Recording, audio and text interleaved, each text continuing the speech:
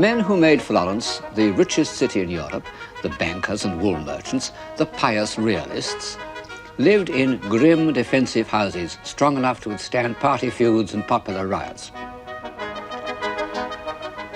They don't in any way foreshadow the extraordinary episode in the history of civilization known as the Renaissance. There seems to be no reason why suddenly out of the dark streets and forbidding stone facades there arose a building as light and delicate as the Patsy Chapel. By its rhythms and proportions and its open, welcoming character, it totally contradicts the dark Gothic style that preceded it and to some extent still surrounds it.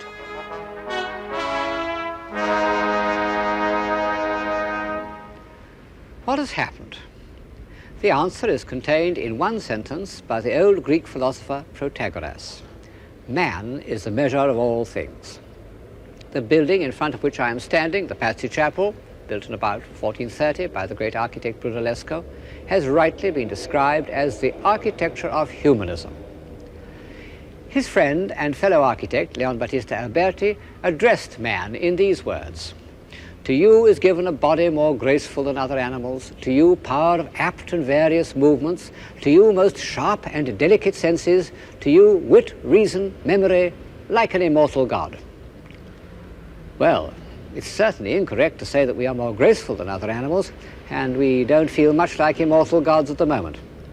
But in 1400, the Florentines did. There's no better instance of how a burst of civilization depends on confidence than the Florentine state of mind in the early 15th century.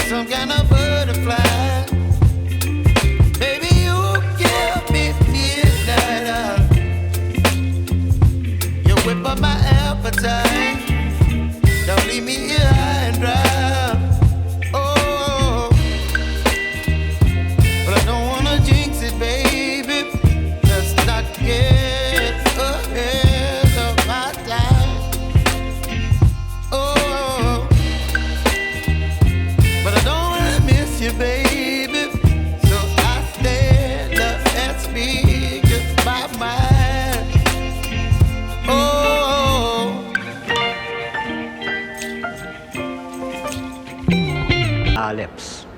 But in 15th century Florence, their meaning was still fresh and invigorating. One of the second generation of humanists, named Manetti, wrote a book entitled On the Dignity and Excellence of Man. And this is the concept that Brunellesco's friends were making visible. The grandest of all these testimonies to the dignity of man is by Masaccio, in the series of frescoes he painted in the Church of the Carmine.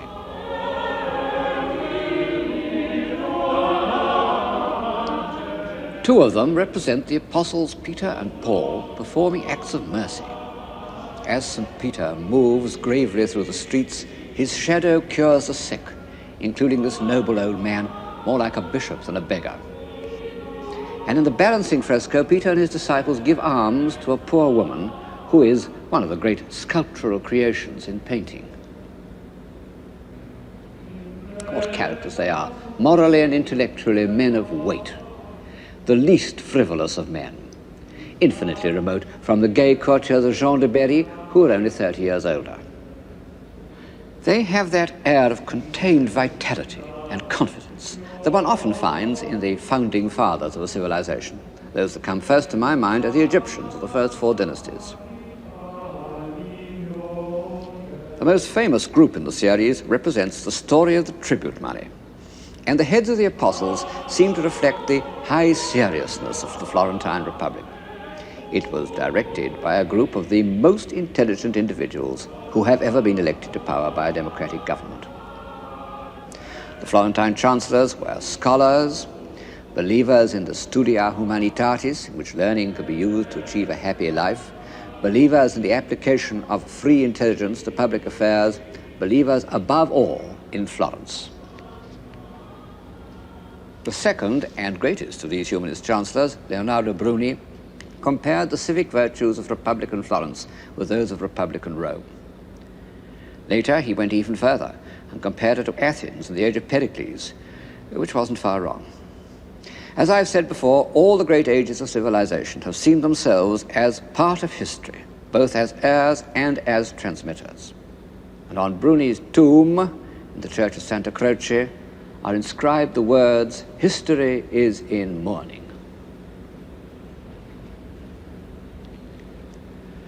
Bruni and his friends had derived these ideals from the authors of Greece and Rome.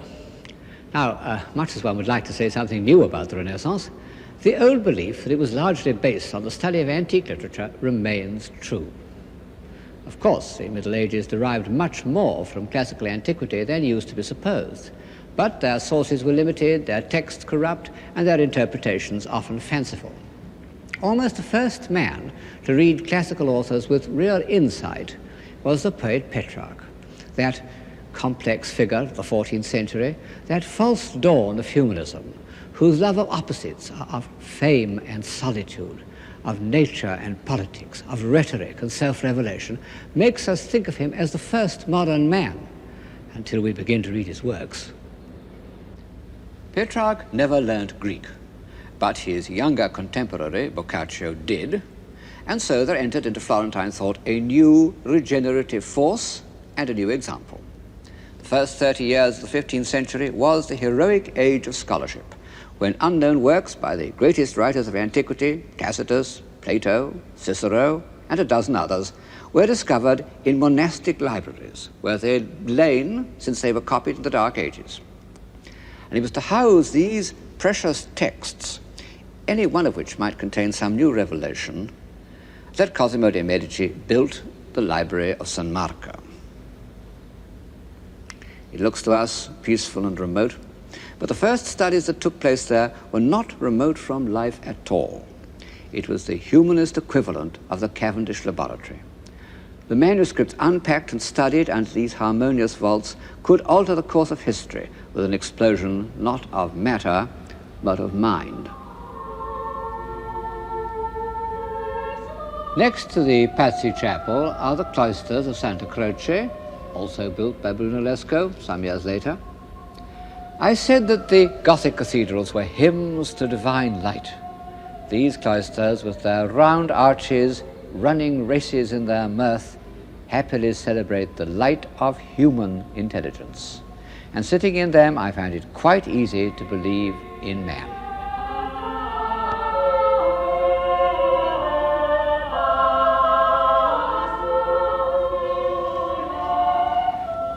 When I first came here nearly 50 years ago, I felt this is my true center. Well, twice it seemed that they were lost. Once at the end of the German occupation, and once when the floods came and there were fishes swimming where my feet are in the ambulatory. But so far, the forces of destruction have been defeated. Clarity, economy, elegance. These are the qualities that give distinction to a mathematical theory. And no doubt early Renaissance architecture is based on a passion for mathematics, particularly for geometry. Of course, Gothic architects had designed on a geometrical basis, but it had been of immense complexity, as elaborate and as logical as scholastic philosophy. Nothing could be more geometrical than the Florentine baptistry, which is one of the earliest buildings in the city. But the Renaissance added to this tradition of design all sorts of philosophical notions, including the idea that these forms must be applicable to the human body, that each, so to say, guaranteed the perfection of the other. There are dozens of drawings and engravings to demonstrate this proposition, of which the most famous is by Leonardo da Vinci. Mathematically, I'm afraid it's really a cheat, but aesthetically it has some meaning, because the symmetry of the human body and the relation of one part of it to another do influence our sense of normal proportion. And philosophically, it contains the germ of an idea which might save us, if we could really believe it, that through proportion we can reconcile the two parts of our being, the physical and the intellectual. The same approach was applied to painting in the system known as perspective, by which it was thought that by mathematical calculation one could render on a flat surface the precise position of a figure in space. And this, too, seems to have been invented by Brunellesco. But we can see it best in the works of his two friends, Ghiberti and Donatello, whose low-relief sculpture is really a kind of painting. Ghiberti's Jacob and Esau on the famous baptistry doors shows perspective used to achieve a spatial harmony that has almost a musical effect.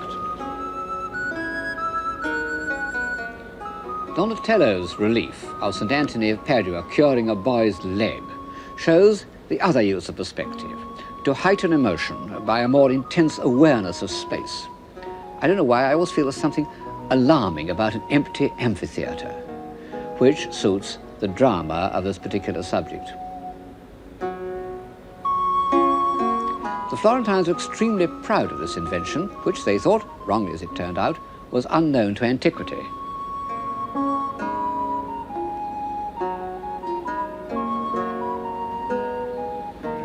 But has it anything to do with civilization? Well, when it was first invented, I think it had. The belief that one could represent man in a real setting and calculate his position and arrange figures in a demonstrably harmonious order. This belief expressed, symbolically, a new idea about man's place in the scheme of things and man's control over his own destiny. As an aid to realism, perspective is of no importance. The realistic painters of Flanders got on very well without it. But as a symbol, it means something. And it's as a symbol that it passes into the decorative arts of the early Renaissance. And one finds it as the principal theme of those wooden inlays in panelled rooms or choir stalls, which are a repertoire of Renaissance symbolism. Perspective was concerned with the representation of towns, if only because it was by the paved floor and receding arcade that the system could be shown to advantage. And in the 15th century, painters did a number of pictures of ideal towns which are both architectural harmonies and the perfect setting for social man. Alberti describes in his great book on building the necessity of a public square, where young men may be diverted from the mischievousness and folly natural to their age. And under handsome porticos, old men may spend the heat of the day and be mutually serviceable to one another. I think that Piero della Francesca, who derived so much from Alberti, may well have had this and similar passages in mind when he painted this, the most harmonious of all ideal cities. The early Florentine Renaissance was an urban culture, bourgeois, properly so-called.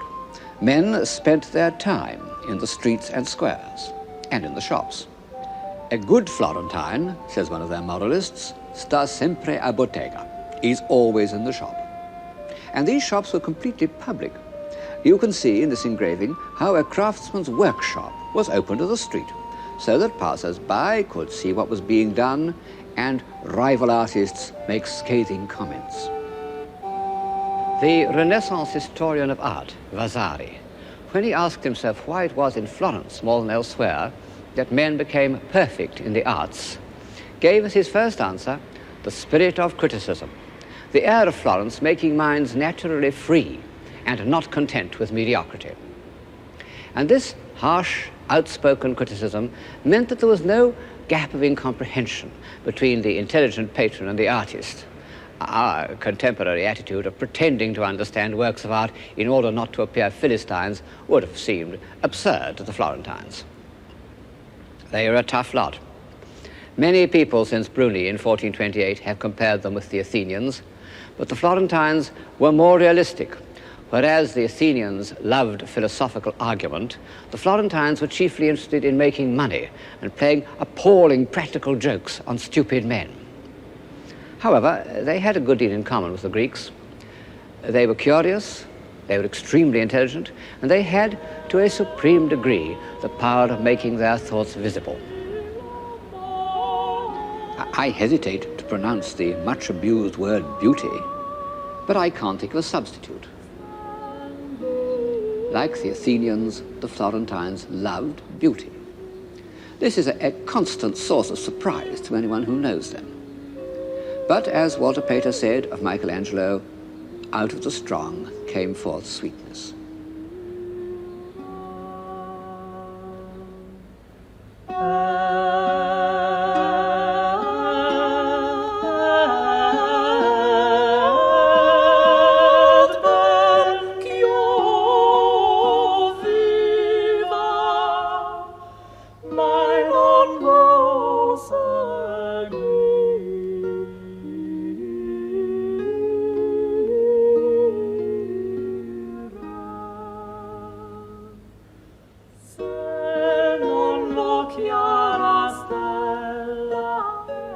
Donatello paid an even more direct tribute to the antique concept of beauty in his bronze David.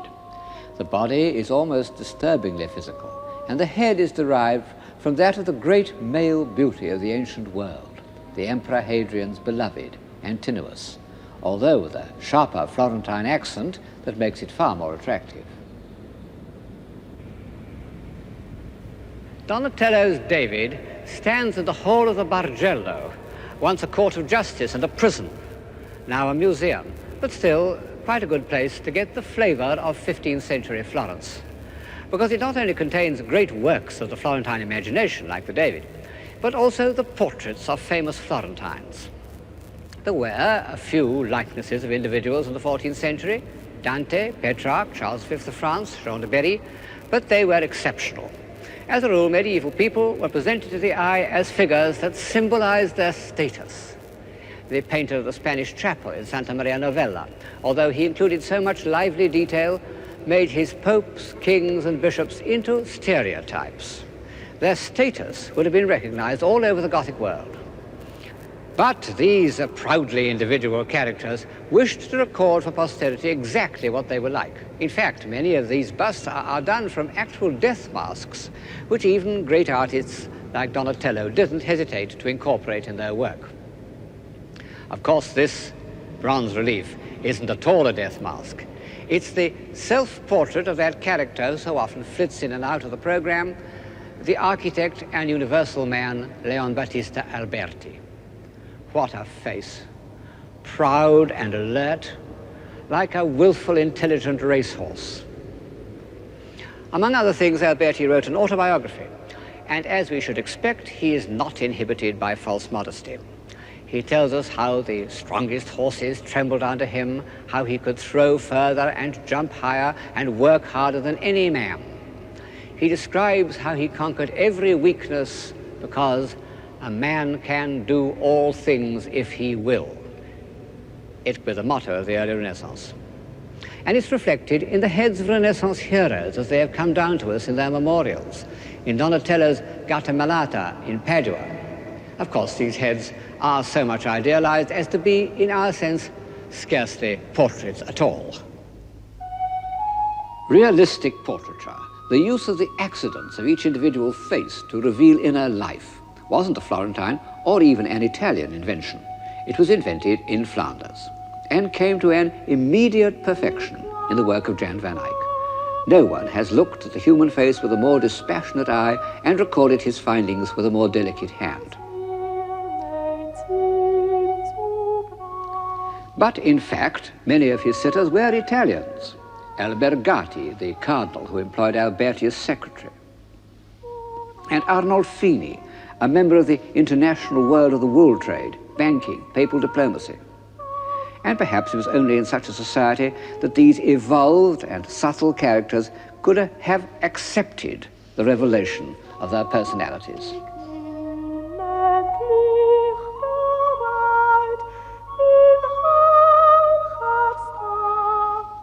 Van Eyck's exploration of personality extended beyond the face. He shows people in their setting and lovingly records the details of Arnolfini's daily life. His wooden patterns for walking in the muddy streets of Bruges, his little dog of nameless breed, his wife's elaborate sleeve, his own fur-lined cloak and convex mirror, and above all, his splendid brass chandelier. And by a miracle that defies the laws of art history, he was able to show them to us enveloped in daylight, as real as if it had been observed by Vermeer of Delft.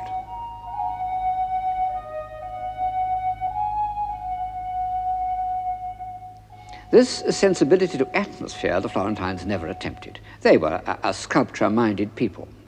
But in their portrait busts, they came to achieve an almost Flemish realism. How like these Florentine worthies are to the confident faces that we see in Victorian photographs. This is the professional man, a doctor, his face lined with the wisdom of experience. In fact, he was Donatello's doctor and saved his life.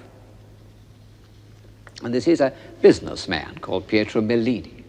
A character in one of Alberti's dialogues says, "A man cannot set his hand to more liberal work than making money.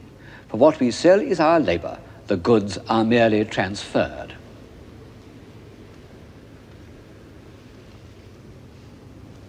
Yes, that was really written in 1434, not in 1850. And contrariwise, if you dressed Mellini in 19th century clothes, he would look perfectly convincing. But this atmosphere of liberal materialism is less than half the story.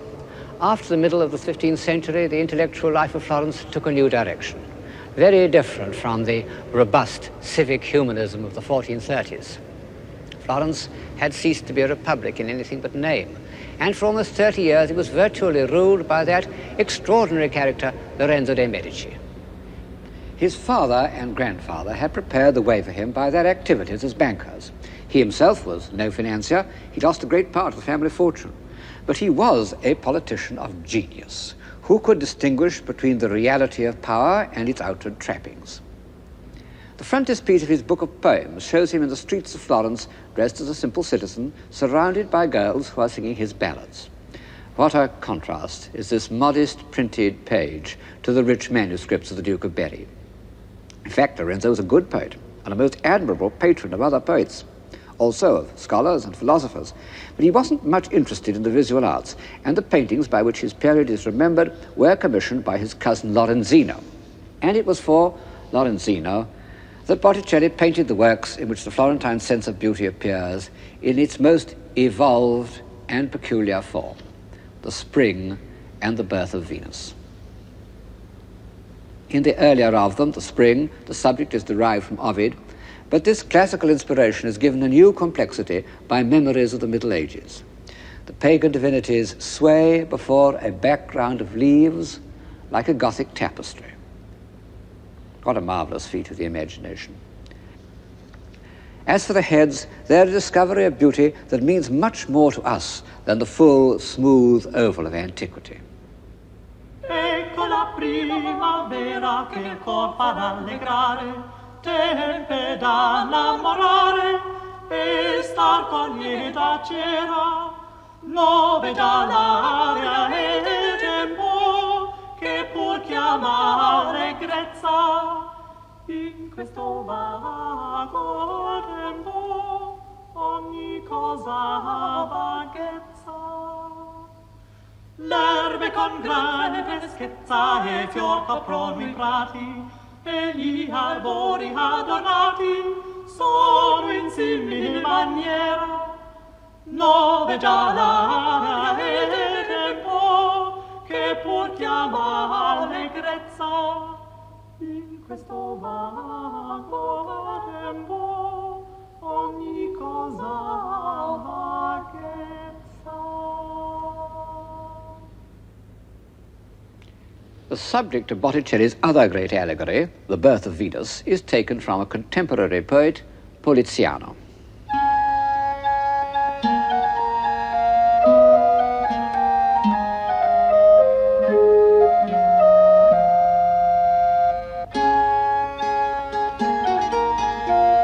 Poliziano was part of a group of subtle Florentines who were inspired by the late Greek philosophers known as Neoplatonists.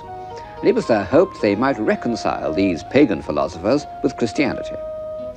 And so Botticelli's Venus, not at all the amorous strumpet of paganism, is pale and withdrawn and dissolves into his image of the Virgin Mary.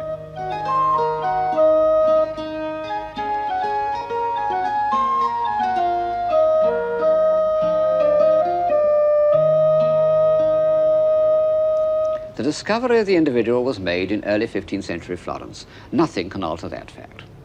But in the last quarter of the century, the Renaissance owed quite as much to the small courts of northern Italy, Ferrara, Mantua, and above all Urbino, this small and rather remote town on the eastern perimeter of the Apennines. It could be argued that life in the court of Urbino was one of the high water marks of Western civilization.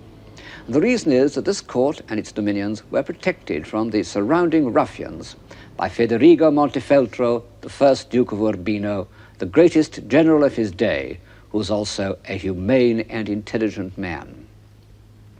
And the town itself, with its soft pink bricks, so different from the harsh stones of Florence, seems to reflect the same feeling of humanity. It's small enough for a good ruler to know all the inhabitants and listen to their troubles, which in fact is exactly what Duke Federigo did. His palace began as a fortress built on an impregnable rock, and only when he'd fought his way to security could he afford to give it the sweet and delicate details which make it one of the most beautiful pieces of architecture in the world.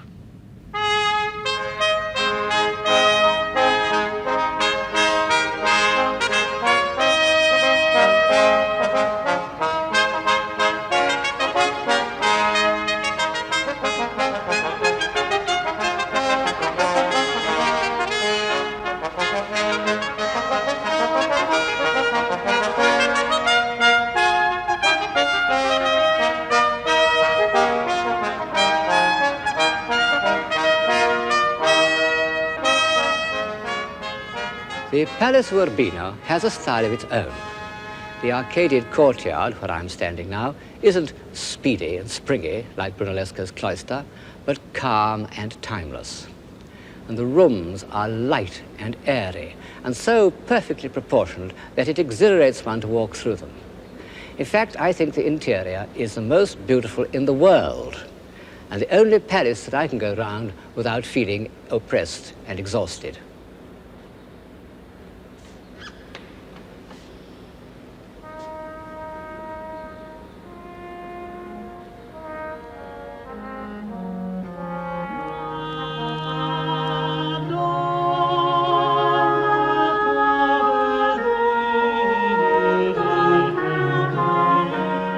Curiously enough, we don't know the name of the architect who was responsible for this masterpiece. A famous fortress builder named Lorana did the substructure, but he left Urbino long before the lived-in part of the palace was begun. But the painter Piero della Francesca was there at exactly the date when it was being decorated, and personally I believe that he was responsible for its style. The architecture in this picture by Piero, which is in Urbino, shows exactly the same kind of delicate detail one finds round the doors and windows of the palace, and it was painted, 10 years earlier.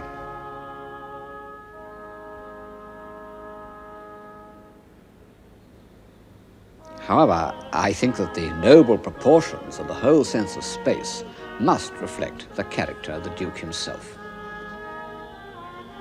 His biographer, named Vespasiano di Bistici, refers again and again to the Duke's humanity. He asked the Duke, what is necessary in ruling a kingdom? The Duke replied, essere umano, to be human. Whoever invented the style, this is the spirit that permeates the Palace of Urbino.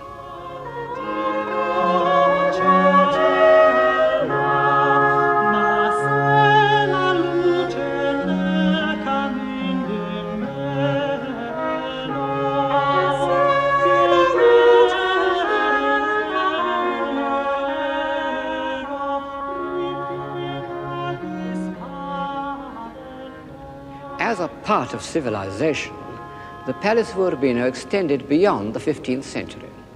The great architect of the High Renaissance, Bramante, was a native of Urbino, may even have worked in the palace when it was being completed. The court painter was a silly old creature named Giovanni Santi, the sort of obliging mediocrity who was always welcome in courts, even in the court of Urbino. No doubt the ladies, when they were in need of a design for embroidery, used to say, "Let's send for dear old Mr. Santi." And when he came, he brought with him his beautiful little son, Raffaello. And so Raphael, one of the civilizing forces of the Western imagination, found his earliest impressions of harmony and proportion and good manners in the court of Urbino. Good manners. That was another product of Urbino. In common with other Italian courts, Ferrara and Mantua, young men went there to finish their education. They learned to read the classics, to walk gracefully, speak quietly, play games without cheating or kicking each other on the shins. In short, to behave like gentlemen.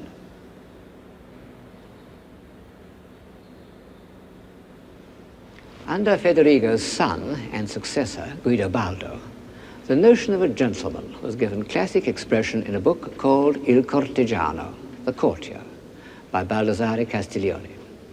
It had an immense influence. The Emperor Charles V had only 3 books beside his bed: the Bible, Machiavelli's Prince, and Castiglione's Courtier. For over 100 years, it formed everybody's notion of good manners. Actually, it's very much more than a handbook of polite behavior, because Castiglione's ideal of a gentleman is based on real human values. He mustn't hurt people's feelings or make them feel inferior by showing off. He must be easy and natural, just as Castiglione himself appears to be in his portrait by Raphael. And he mustn't be a mere worldling. The Cortigiano ends with a moving discourse on the subject of love. Just as Botticelli's Spring unites the tapestry world of the Middle Ages with pagan mythology, so Castiglione's Courtier unites the medieval concept of chivalry with the ideal love of Plato.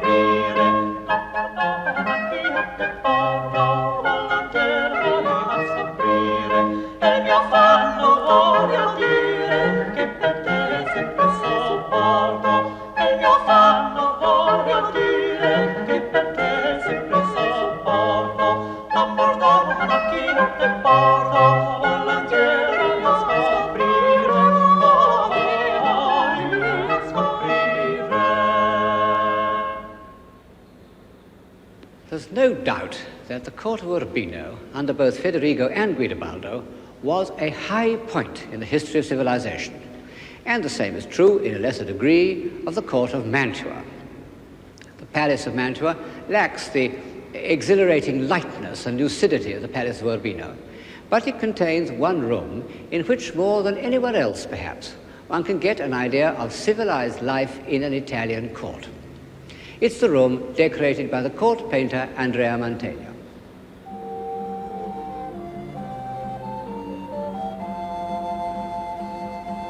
Birds and cherubs and people look down from an imaginary hole in the roof, a new use of perspective.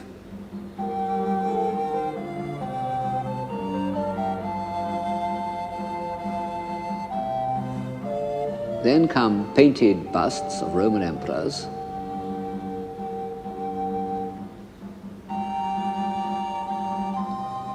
but the scene below isn't at all archaeological. It shows the Gonzaga family as large as life.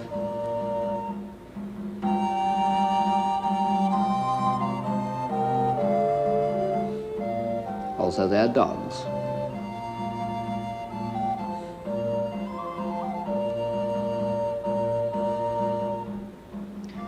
courtiers, their old retainers, and one of their celebrated dwarfs.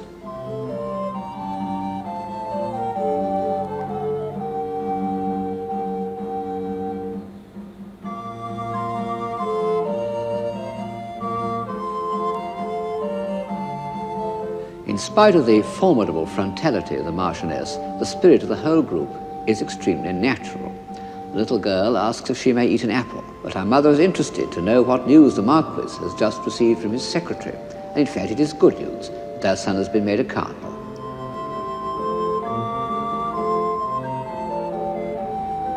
And in another scene, the Marquis goes to greet him, accompanied by his dogs and his younger sons.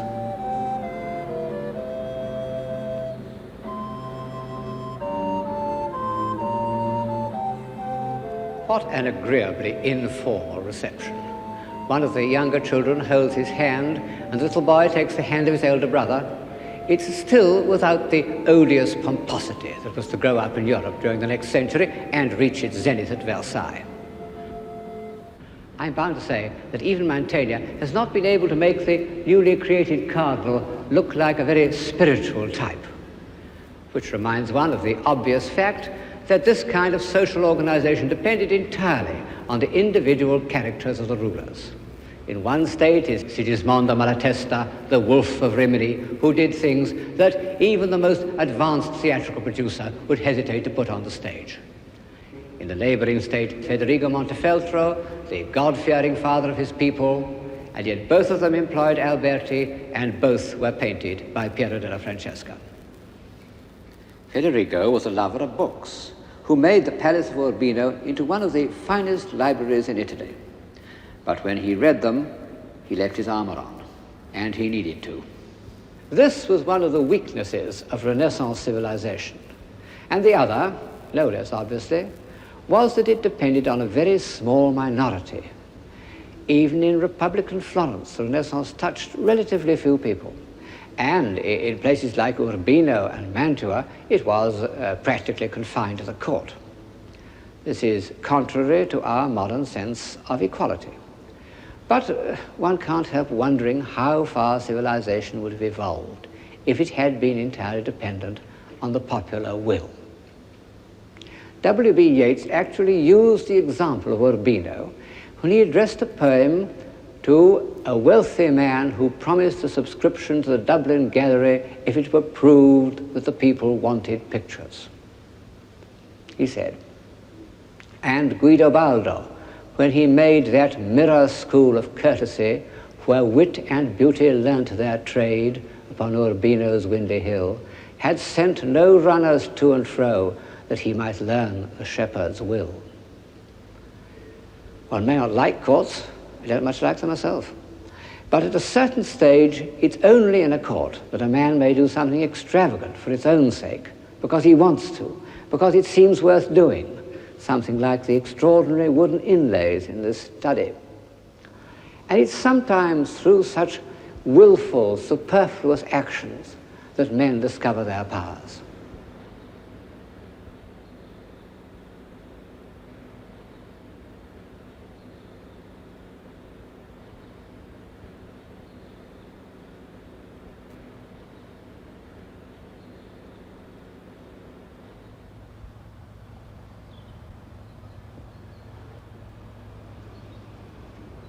All the same, as one walks through these splendidly extravagant rooms, one can't help thinking, what about the people in the fields? All those shepherds who Mr. Yeats rightly supposed that Guidobaldo did not consult on matters of taste and good manners. Could they not have had a kind of civilization of their own? Well, there is such a thing as a civilized countryside. Looking at the Umbrian landscape with its terraces of vines and olives and the dark vertical accents of the cypresses, one has the impression of timeless order. There must have been a time when it was all forest and swamp, shapeless, formless. And to bring order out of chaos is a process of civilization. But of this timeless rustic civilization we have no record beyond the farmhouses themselves, whose noble proportions seem to be the basis of Italian architecture. And when Renaissance artists looked at the countryside, it was not as a place of ploughing and digging, but as a kind of earthly paradise.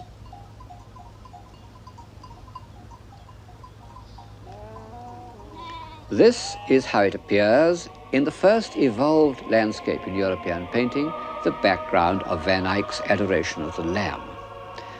The foreground is painted with a medieval sharpness of detail, but our eye, passing over the towers and dense greenery of laurels and palms, floats into a gleaming distance.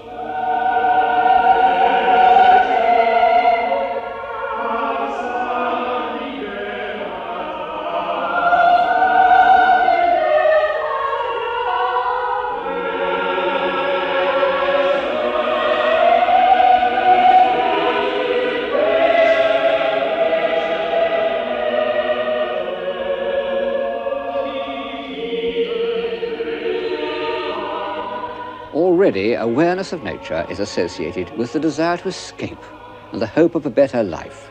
And such it remained in the work of Giovanni Bellini, the founder of Venetian painting, who first used his backgrounds to create a mood in which the action or story of the picture can be more vividly felt.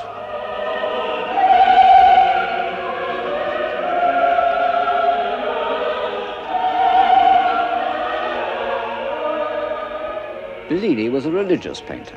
His landscapes intensified the traditional subjects of Christianity. His pupil, Giorgione, was to extend the humanization of landscape to contemporary life. And in this picture, he has discovered, or I suppose one should say rediscovered, one of the comforting illusions of civilized man, the myth of Arcadia. Of course, it is only a myth. Country life isn't at all like this. And even on a picnic, ants attack the sandwiches and wasps buzz round the wine glass. But Giorgione has shown us how fundamentally pagan it is. This Arcadia is as much a tribute to antiquity as were the republican virtues of the Florentine humanists, and as much part of the rediscovery of man, but in his sensual rather than his intellectual nature. With Giorgione's picnic, the balance and enjoyment of our human faculties seems to achieve perfection. But in history, all points of supposed perfection have a hint of menace, and Giorgione himself discovers it in that mysterious picture known as the Tempesta.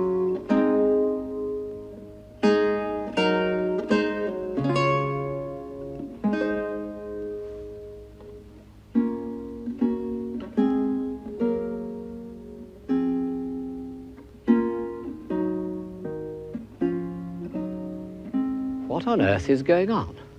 What is the meaning of this half-naked woman suckling a baby, this flash of lightning, this broken column? Nobody knows. Nobody has ever known. It was described in Giorgione's own time as a soldier and a gypsy. Well, whatever it means, it certainly doesn't show any confidence in the light of human reason. A man can do all things if he will. How naive Alberti's statement seems when one thinks of that great bundle of fears and memories that every individual carries around with him, to say nothing of the external forces which are totally beyond his control.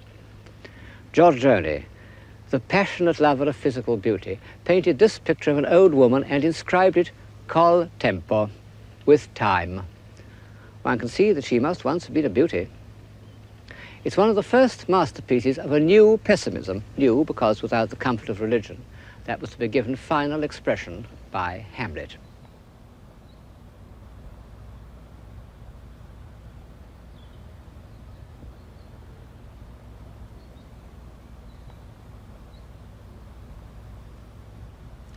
Truth is, I suppose, that the civilization of the early Renaissance was not broadly enough based. The few had gone too far away from the many, not only in knowledge and intelligence, this they always do, but in basic assumptions. When the first two generations of humanists were dead, their movement had no real weight behind it. And there was a reaction away from the human scale of values. Fortunately, they left in sculpture, painting, and architecture their message to every generation that values reason, clarity, and harmonious proportion, and believes in the individual.